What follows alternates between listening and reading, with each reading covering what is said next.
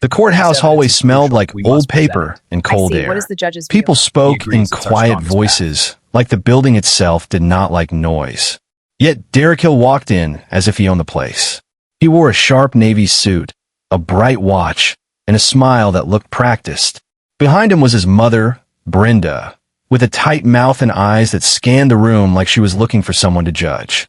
Derek's lawyer carried a thick folder. Maya Johnson carried one thin file, held close to her chest. Maya stood near a wooden bench.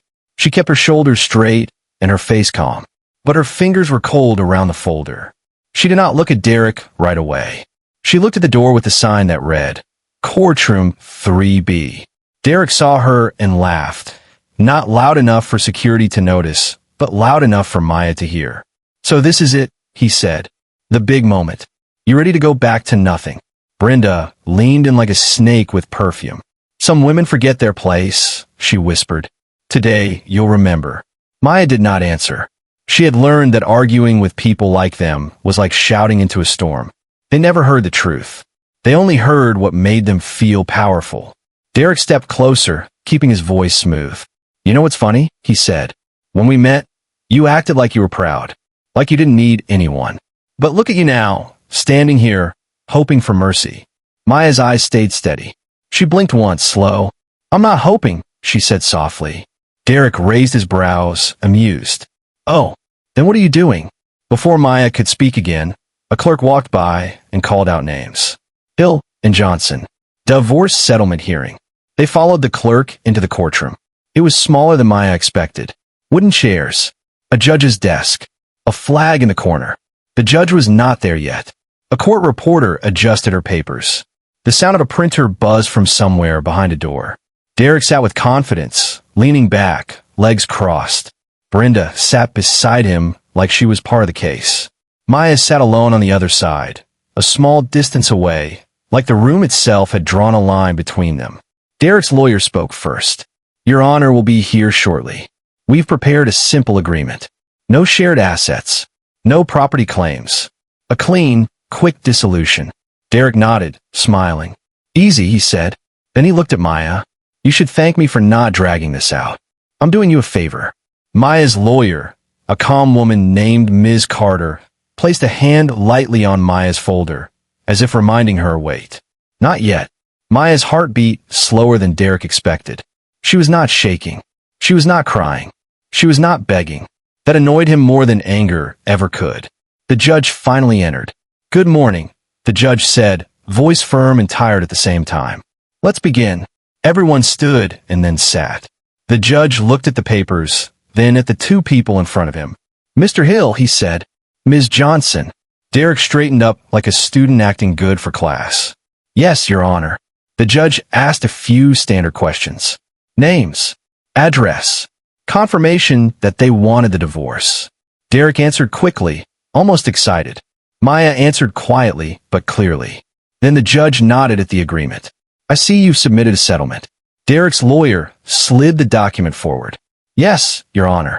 Mr. Hill and Ms. Johnson agree there are no shared assets of note. The divorce can be finalized today. Derek turned his head toward Maya and spoke in a low voice that still carried across the wood in silence. You hear that, he said. No assets. That means you walk out empty. Just like you came in. Brenda covered her mouth like she was hiding a smile. She hummed, pretending she felt sorry. Maya looked at Derek, truly looked at him now. Her face did not change, but something in her eyes felt older than the room. Derek scoffed. Don't stare at me like that, he said. You should be grateful I ever picked you. Maya kept her voice calm. You didn't pick me, she said. You needed me. Derek laughed again, louder this time. Needed you? For what? Please. The judge cleared his throat, warning them without words. Derek leaned back, pretending innocence. Let's sign, the judge said. The papers were placed in front of Derek first. He took the pen like he was signing a business deal. He wrote his name fast and strong. When he finished, he pushed the papers forward with a grin. He looked at Maya and whispered, Now you're free. Free to struggle. Maya took the pen next. Her hand was steady. She signed slowly, cleanly, like she was finishing a chapter she had already grieved. The judge was about to stamp the document when the side door opened. A clerk rushed in, holding a sealed envelope. The clerk's face looked serious, like someone who knew this was not normal. The envelope was thick, official, with a stamp and a red label. The clerk walked straight to the judge. "Your Honor," the clerk said, breath a little fast. "This was delivered moments ago. It's marked urgent. It concerns Ms. Johnson." Derek's smile paused. The judge took the envelope and read the front. His eyes narrowed slightly. Then he looked up at Maya. "Ms. Johnson," the judge said, "do you know what this is?" Maya's voice was soft, but it did not shake. "Yes," she said. Derek leaned forward, confused. "What is that?" he demanded. The judge did not answer him yet. He placed his fingers on the seal.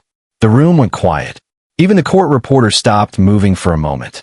The judge said, slow and clear, "This is related to an estate matter. A will." Derek let out a short laugh, like the idea was ridiculous. "A will? Whose?" The judge's eyes returned to the envelope. "Harold Johnson," the judge read. "Ms. Johnson's father." Brenda's mouth opened in a sharp smile. "Oh, please," she whispered. "Probably left her a used sofa." Derek chuckled, trying to act relaxed. "Yeah, read it quick, then finish the divorce." But the judge didn't smile. He didn't laugh. He didn't stamp the papers. He looked down at the envelope again, then said a line that made Maya's stomach tighten, because she knew what was coming, and she knew Derek had no idea.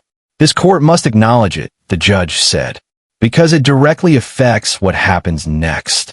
Derek's grin faded just a little, and Maya sat still, watching as the judge prepared to open the seal that would flip the entire room upside down.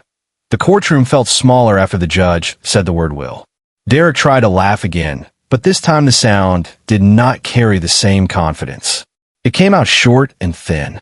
He leaned back in his chair like nothing mattered. "Go ahead," he said. "Let's not waste time." Maya did not look at him. Her eyes stayed on the judge's hands as he carefully opened the thick envelope. The sound of paper tearing slowly filled the quiet room. The judge pulled out several documents, each stamped and signed. He adjusted his glasses and began to read silently for a moment. The room waited. Derek tapped his foot. Brenda whispered, "This is silly. Her father never had anything." Maya heard that. She always heard things like that.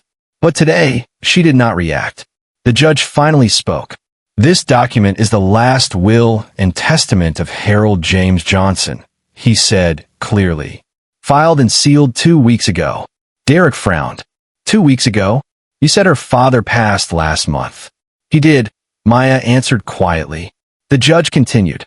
"The will names Ms. Maya Johnson as the sole primary beneficiary." Derek rolled his eyes. "Of what?" "Old tools." The judge ignored him. "There is also a note addressed to this court," he added. "It states that the reading of this will must be acknowledged during any legal proceeding involving Ms. Johnson's marital status." That made Derek sit up straighter. "Why would her father care about our divorce?" he asked sharply. The judge looked directly at him. It appears he cared very much. The air shifted. The judge turned to the first page. "To my daughter, Maya Johnson," he read, "who has endured more than she should have to." Derek let out a small scoff. "Drama."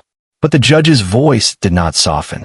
"I leave controlling interest in Johnson Legacy Holdings, including all properties, investments, and business accounts connected to the company." The words dropped into the room like heavy stones. Silence followed. Derek blinked. "Wait," he said slowly. "What company?" Maya's face stayed calm, but her heartbeat rose. The judge continued. "Johnson Legacy Holdings, established 27 years ago. Current estimated value," he paused, looking at the number printed in bold, "is significant." Brenda leaned forward. "Significant how?" The judge did not give an exact number yet, but he looked up and said, "It includes 3 commercial buildings, 1 paid-off residential estate, and multiple investment portfolios." Derek stared at Maya like he had never seen her before. "You never told me about this," he whispered. "You never asked," she replied. Derek's lawyer quickly leaned toward him, speaking in a rushed whisper. "We need details. This changes things." Derek shook his head. No, it doesn't. The divorce is already signed." The judge raised a hand. "The divorce is not finalized until I stamp it." That small sentence made Derek swallowed hard. The judge flipped another page. "There's a condition," he said. Derek straightened again, hopeful. "See? There's always a catch." The judge read carefully. "In order to receive full controlling rights and access to the estate, my daughter must be legally free of any spouse who may attempt to claim or interfere with her inheritance." The room froze. Derek's face drained of color. "What does that mean?" Brenda asked, her voice suddenly thin. "It means," the judge answered calmly, "that the divorce must proceed." Derek turned to his lawyer fast. "Stop this. We don't want the divorce." Maya finally looked at him fully. "You signed," she said. Derek's hands moved nervously on the table. "That was before this. We can withdraw." The judge shook his head. "You both signed under oath. The hearing is still active." The judge continued reading. "If my daughter remains married to a man who has shown financial exploitation or emotional harm," the document said, "then a review of marital conduct and financial transfers will be triggered automatically." Derek's breathing changed. "Financial transfers?" his lawyer repeated. The judge nodded. "There are attached records." Maya did not smile. She did not look proud. She only looked steady. Brenda whispered, "This is unfair." Derek turned to Maya, anger now mixing with fear. "You planned this," he accused. "No," she said softly. "My father did." The judge reached the final page in this section. "There's also a private investigation summary included," he announced. "It appears Mr. Johnson conducted background research before his passing." Derek's chair scraped slightly against the floor as he shifted. "What kind of research?" he asked. The judge looked up again, this time directly at Derek. "Research in your financial history, Mr. Hill," he said. The silence was no longer calm. It was heavy. The judge placed the papers neatly on the desk. "This matter is no longer a simple divorce," he stated. "It now involves estate law and possible financial review." Derek's earlier smile felt like it belonged to someone else. He had walked into court believing Maya would leave with nothing. Now, the judge had not even finished reading. And for the first time that morning, Derek looked unsure of his own future. The silence in the courtroom was no longer soft. It was tight. Derek could feel it pressing against his chest. "This is not relevant," he said suddenly, his voice sharper than before. "We are here for a divorce." "That's it." The judge looked at him without emotion. "Sit down, Mr. Hill." Derek was already sitting, but the words made him shrink anyway. "This court cannot ignore a legal estate that directly affects marital property and possible claims," the judge continued. "You signed a document stating there were no shared assets of value." Derek swallowed. There weren't. The judge lifted a page from the will packet. "That statement may now require review." Derek's lawyer leaned in close to him. "Did you know anything about this company?" he whispered urgently. "No, Vidic Materth." She never said anything about a company. Maya sat quietly, her hands folded in her lap. She did not look proud. She did not look angry. She looked like someone who had been waiting for the truth to arrive. The judge continued reading. "Attached are financial records showing attempted transfers from Ms. Johnson's personal account to Mr. Hill's private business account during the marriage." Derek's head snapped up. "That was agreed on." Maya finally spoke. "It was pressure," she said calmly. Derek glared at her. "You said you trusted me." "I did," she replied. "That was the mistake." The room felt colder. The judge flipped another page. There are also messages submitted as evidence. Conversations suggesting Mr. Hill intended to divorce Ms. Johnson once her access to funds was secured. Brenda gasped softly. "That's not true." Derek's face went pale. Those messages were jokes. The judge's voice did not change. "The language does not read like jokes." Derek leaned forward, panic now clear in his eyes. "This is private.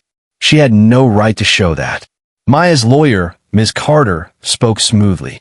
"Your Honor, these were obtained legally through a licensed investigator hired by Mr. Harold Johnson before his passing." Derek blinked. "Her father hired someone to spy on me." The judge looked directly at him. It appears he was concerned. Concerned. That word hit harder than any insult. Derek suddenly remembered small things. The times Maya's father had asked careful questions. The way he watched Derek at dinner without smiling. The way he once said, "Take care of my daughter." Derek had thought the old man was weak. He had been wrong. "This is ridiculous," Derek said, but his voice shook. "We're talking about a dead man's suspicion." The judge leaned back slightly. "We're talking about documented evidence." The court reporter continued typing, each key clicking like a countdown. Derek turned to Maya again, but this time there was no mockery in his face. Only fear. "You're really gonna let this happen?" he whispered harshly. "I didn't start it," she answered. "You did." Brenda reached for Derek's arm. "Say something," she urged him. "I am saying something," he snapped. The judge lifted another document. "There is a clause here that states if Mr. Hill attempts to contest the divorce after being informed of the inheritance, the estate's legal team will request a full audit of marital finances over the past 5 years. Derek's breathing became shallow. "Audit," he repeated. "Yes," the judge confirmed, "including debt history, loan records, and business filings." Derek's lawyer froze. Slowly, he turned to Derek. "Is there anything I should know?" he asked quietly. Derek did not answer. His mind was racing. Old credit cards, a loan he had not fully paid, a failed business deal he had hidden. Money, he told Maya, was temporary. The judge continued calmly. It would be wise to proceed carefully from this point. For the first time since walking into the courthouse, Derek was no longer in control of the room. He looked at Maya again, but now his expression had changed completely. "Listen," he said quickly, lowering his voice. "We don't have to finish this today. We can fix this." Maya looked at him steadily. "You signed," she reminded him. "I didn't know," he whispered. "You didn't care to know," she replied. The difference between those two sentences hung in the air. The judge placed the documents neatly in front of him. "This hearing will continue," he said firmly. "And I suggest honesty moving forward." Derek felt sweat forming under his collar. Just an hour ago, he had laughed. He had mocked. He had told Maya she would leave with nothing. Now he was staring at papers that could open every secret he had tried to bury. The judge reached for another sheet. "There is one more condition in this will," he said slowly. Derek's stomach dropped. The judge looked directly at him as he read the first line. "If Mr. Derek Hill is found to have acted in bad faith during this marriage." Derek stopped breathing. "Then additional consequences will follow." And for the first time that morning, the man who had smiled while signing began to understand. He might not be walking out of this courtroom the same way he walked in. The courtroom felt like it was holding its breath. Derek could hear his own heartbeat in his ears. The judge adjusted his glasses and continued reading the next page of the will. His voice was steady, but every word felt heavier than the last. "If Mr. Derek Hill is found to have acted in bad faith during this marriage," the judge repeated, "then the Johnson estate will immediately pursue legal recovery of any funds obtained through manipulation, deception, or coercion." Derek's hands tightened on the edge of the table. "This is insane," he said. She agreed to everything. Maya did not react to him. She looked at the judge, waiting. The judge flipped to the attached documents. "Included in this file are sworn statements from Ms. Johnson," he said, "as well as financial records showing unusual withdrawals during the last 18 months. Derek's lawyer leaned closer to him. "You told me there were no issues," he whispered sharply. "There aren't," Derek said, but his voice lacked power now. The judge continued. "There are also copies of text messages." Derek's stomach dropped. The judge began reading one aloud. "Once she signs over access, I'm done. She's too emotional to fight back." The room went silent. Brenda's face turned pale. "That doesn't mean anything," she said quickly. "People say things." Maya's eyes closed for just 1 second. Derek looked at her. "You went through my phone?" "No," Maya said softly. "My father did." That truth hit harder than anything else. Derek had thought Harold Johnson was an old, quiet man, someone easy to ignore. But Harold had been watching. The judge cleared his throat. "There is also documentation showing Mr. Hill encouraged Ms. Johnson to remove her name from a small property her father purchased before their marriage."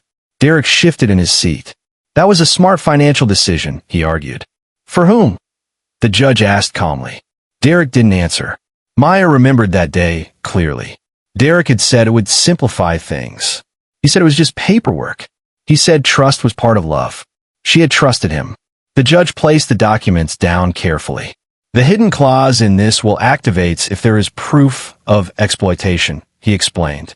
If activated, Mr. Hill may be required to repay funds and face civil penalties. Derek's face lost the last bit of color it had. This is a divorce court, he insisted again. Not a criminal trial. Correct, the judge replied. But financial dishonesty connected to an estate can extend beyond this room. The words felt like a warning. Derek's lawyer cleared his throat. Your Honor, perhaps we should request a short recess to review these materials. The judge considered it. 10 minutes, he said. The gavel tapped lightly. The tension did not disappear when everyone stood. It only changed shape. Outside the courtroom, Derek grabbed Maya's arm gently but urgently. We need to talk. She pulled her arm back calmly. We are talking, she said. This is going too far, he whispered harshly. You know, I didn't mean those messages. You wrote them, she replied. I was stressed, he said quickly. I was venting. You were planning, she corrected. Brenda stepped closer, her voice suddenly softer than it had ever been. Sweetheart, marriages have problems. Why destroy everything? Maya looked at her. It was already destroyed. Derek's eyes darted around the hallway. For the first time, he looked small. Listen, he said quickly. We can stop the divorce. You get the inheritance. We stay married. No one has to know anything. Maya studied him for a long moment. Now you want to stay? She asked quietly. Derek hesitated. That pause said everything. The bailiff called them back inside. They returned to their seats. The judge resumed reading. There is one final section regarding the estate's protection, he said. Derek felt his throat go dry. In the event that Ms. Johnson proceeds with divorce, the judge continued, the estate will provide her with immediate legal representation and full financial protection against any retaliatory action. Derek's lawyer slowly leaned back in his chair. The meaning was clear. Maya was not alone. Not financially. Not legally. Not emotionally anymore. The judge looked directly at Derek. Mr. Hill, you entered this courtroom believing there was nothing at stake. Derek said nothing. The judge's voice remained calm, but firm. But actions have weight. Words have weight. And sometimes the truth waits until the right moment. Maya sat still, her hands steady in her lap. The hidden clause had been read. And for the first time since signing those divorce papers, Derek understood something very simple. He was no longer the one in control. And the judge had not yet announced what would happen next. When the judge called another short recess, Derek did not wait. The moment they stepped into the hallway, he moved fast toward Maya. His confidence was gone. His steps were uneven, like the floor was not steady under him anymore. Maya, wait, he said, lowering his voice. Please. That word sounded strange coming from him. Please. Maya stopped, but she did not turn fully toward him. She kept a small distance between them. Brenda rushed forward too, her sharp tone from earlier now replaced with something softer. Sweetheart, she said, forcing a weak smile. Families go through hard times. Let's not make this worse. Maya looked at her calmly. It was worse before today, she said. Derek stepped closer. I was angry. I said things I didn't mean. You signed, Maya replied. That was before I knew about the will, he said quickly. The truth slipped out before he could catch it. Maya's eyes lifted slowly to meet his. Exactly. Derek ran a hand through his hair. He looked around to make sure no one was listening. His voice dropped lower. Listen to me, he said urgently. We can fix this. We don't have to finish the divorce. You can withdraw. We can say we changed our minds. Maya's expression did not move. Why? She asked quietly. Derek hesitated. That one question stopped him. Brenda answered for him. Because you loved each other. Maya let out a small breath. Love does not mock, she said. Love does not plan exits. Derek shook his head. You're twisting everything. No, Maya said softly. I'm finally seeing it clearly. For years, Derek had spoken over her, decided for her, laughed when she shared dreams, called her sensitive when she asked questions. Today was the first time she was not shrinking in front of him. Derek noticed. His voice changed again, softer now. I made mistakes, but you can't throw away a marriage over pride. Maya looked at him carefully. You threw it away, she said, when you thought I had nothing. That sentence hit harder than any insult she could have shouted. Derek's shoulders dropped slightly. Okay, he said quickly. Forget everything. We'll make a new agreement. You keep your inheritance. I won't touch it. I swear. Miss Carter, who had been quietly observing from a short distance, stepped forward. Mr. Hill, she said calmly, you've already demonstrated intent to interfere. Derek shot her a glare. This is between me and my wife. Soon, Miss Carter corrected gently, she will not be your wife. Brenda's eyes filled with frustration. You're making a mistake, she told Maya. Men act stupid sometimes. That doesn't mean you destroy everything. Maya felt something inside her settle. It was not anger. It was clarity. For years, she said slowly, I asked for respect. Not money. Not gifts. Respect. Derek opened his mouth, but no words came out. You laughed when I talked about starting my own business, she continued. You said I should be grateful you handled finances. Derek looked uncomfortable. I was helping. You were controlling, she said gently. The hallway felt quieter than before. Derek lowered his voice again, desperation clear now. If this audit happens, things could get complicated. There it was. Not regret. Fear. Maya noticed the difference. You're not scared of losing me, she said. You're scared of losing control. Derek's silence confirmed it. The bailiff called them back inside. As they returned to the courtroom, Derek walked slower than before. The man who had entered with a proud smile now looked like someone calculating damage. The judge resumed his seat. Have the parties reconsidered their position? He asked. Derek spoke quickly. Your Honor, we would like to pause the divorce proceedings. Maya answered before anyone else could speak. No, she said clearly. Her voice did not shake. The judge looked at her. You wish to proceed? Yes, Your Honor. Derek turned toward her in disbelief. Maya. She did not look at him this time. The judge nodded slowly. Very well. The divorce will continue. Derek's jaw tightened. The judge glanced at the remaining documents from the will. There are final matters to address, he said. Derek swallowed hard. The laughter from earlier that morning felt like it belonged to a different man. Now he sat in silence, realizing something he had never expected. The woman he mocked was no longer asking for anything. She was choosing, and there was nothing he could do to stop what was coming next. The courtroom felt heavier than before. No one whispered now. No one moved carelessly. Even Brenda sat still, her hands tight in her lap. The judge adjusted the final stack of papers from the will. Mr. Hill, Ms. Johnson, he said calmly. I will now read the remaining section. Derek's throat felt dry. He nodded once, but his eyes were fixed on the papers like they might explode. The judge began. In addition to the inheritance previously stated, I, Harold Johnson, have established a protective trust in my daughter's name. Derek stiffened. This trust includes legal counsel, financial advisors, and immediate access to secured accounts, the judge continued. These resources are to be activated the moment any legal threat or interference arises. Derek's lawyer slowly leaned back in his chair. That meant something important. It meant Maya had not walked into this room alone. The judge turned the page. There is also a financial review summary attached. Derek's heart skipped. The judge read carefully. It shows that during the marriage, Mr. Hill consolidated personal debts into accounts partially funded by Ms. Johnson's income. Derek jumped up slightly. That was shared money. The judge looked at him firmly. Sit down, Mr. Hill. Derek sat. His breathing was faster now. The judge continued reading. However, documentation shows that Mr. Hill withheld full disclosure of several outstanding business liabilities prior to marriage. Maya closed her eyes briefly. She remembered the conversations. Derek always said, don't worry about it. He always said, trust me. The judge lifted another page. It appears that Mr. Hill's business loan, previously believed to be resolved, was temporarily paid off through an anonymous transaction. Derek's head snapped up. What? He whispered. The judge looked directly at him. That transaction, he said slowly, came from Mr. Harold Johnson. The room froze. Maya felt her chest tighten. Her father had known.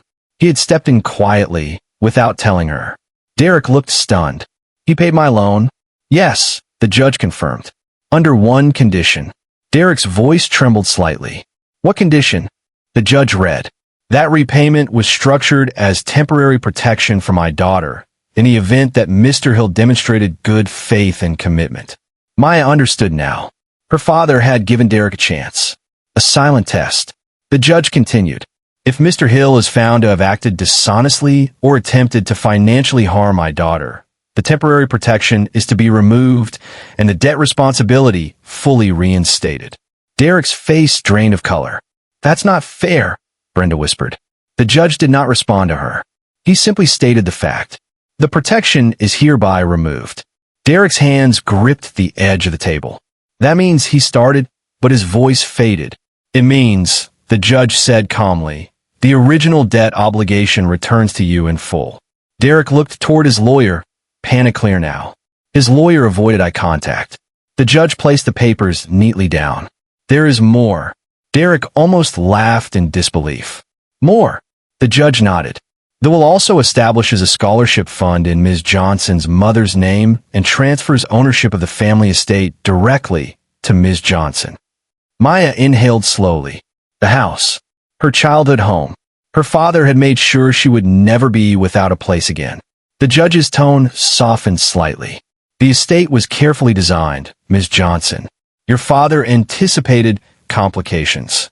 Maya felt a wave of emotion rise, but she held it steady. Her father had not been angry. He had been prepared. Derek leaned back in his chair. Just hours ago, he had told Maya she would leave with nothing. Now he sat there, facing restored debt, possible audits, and a divorce he could no longer control. The judge looked between them. This court will finalize the divorce, he said firmly. Any further financial review connected to the estate will proceed separately. The gavel tapped once. The sound echoed. Derek stared at the table. He did not speak. He did not laugh. He did not mock. For the first time, he looked small. Maya remained seated for a moment longer. She did not smile. She did not celebrate. She simply breathed. Her father's last move had not been about revenge. It had been about protection. The judge handed one final envelope to Maya. This was attached privately, he said. For you. Maya accepted it gently. Derek watched her hands as if the paper itself carried power. Maybe it did, because the man who once thought he was signing her exit had just signed his own consequences instead. And the story was not finished yet. The final sound of the gavel still echoed in the courtroom when Maya stood up. It was over. Not loud. Not dramatic. Just over. Derek remained seated for a second longer, staring at the wooden table in front of him. The same table where he had laughed. The same table where he had signed with a smile. Now his hands were still. Brenda leaned toward him, whispering something urgent, but Derek did not respond. His eyes followed Maya as she walked toward the exit. She did not rush. She did not look back. She walked with slow, steady steps, like someone leaving a place she had outgrown. Outside the courtroom, the hallway felt brighter than before. Sunlight came through the high windows, casting long lines across the floor. People moved around her, but everything felt quieter inside her mind. She was not thinking about money. She was not thinking about revenge. She was thinking about freedom. Behind her, Derek's voice called out. Maya! She stopped, but she did not turn fully. He walked toward her, no longer proud, no longer sharp. Can we talk? He asked, his voice softer than it had ever been. She looked at him now. For the first time in years, she did not feel small standing in front of him. What is there left to say? She asked calmly. Derek swallowed. I didn't know your father would do all that. That's the point, she said. He shook his head slowly. I never thought it would go this far. You thought I had nothing, she replied. So you acted like I was nothing. Derek opened his mouth to argue, but no words came. The truth had no space left to hide. Brenda approached carefully, her tone cautious now. Sweetheart, we can still fix things. Pride destroys families. Maya looked at her gently. No, she said. Disrespect does. There was no anger in her voice. No shouting. Just clarity. Derek stepped closer, lowering his voice again. I made mistakes. I was scared. I didn't think you would ever leave. Maya studied him. You were never scared of losing me, she said quietly. You were scared of losing control. He didn't deny it this time. The silence between them felt honest. For years, Maya had hoped he would change. Hoped he would see her worth without needing proof. Today, she understood something simple. If someone only sees your value when it costs them something, they never saw you at all. She reached into her purse and pulled out the final envelope the judge had handed her. "I need to go," she said. Derek watched her, helpless. She walked past him, down the courthouse steps, into the sunlight. The air felt different outside, lighter. She sat in her car and closed the door gently. For a moment, she just sat there, breathing. Then she opened the envelope. Inside was a single letter, written in her father's careful handwriting. She unfolded it slowly. "My daughter," it began, "if you're reading this, it means you chose strength over comfort." Her eyes softened. "I did not leave you wealth," the letter continued. "I left you protection. I watched quietly because I trusted you to see the truth in your own time." Maya felt tears rise, but they did not fall. "You never needed money to be powerful," her father wrote. "You only needed to remember who you are."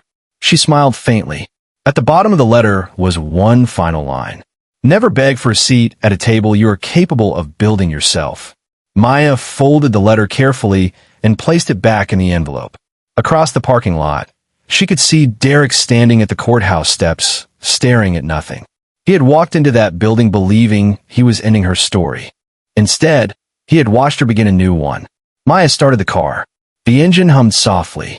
As she drove away, she did not feel anger. She did not feel victory. She felt peace. The divorce papers were signed. The will was read.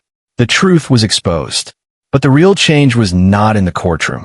It was inside her. He had smiled while signing, thinking she would leave with nothing. But she walked out with something far greater than money. She walked out with dignity.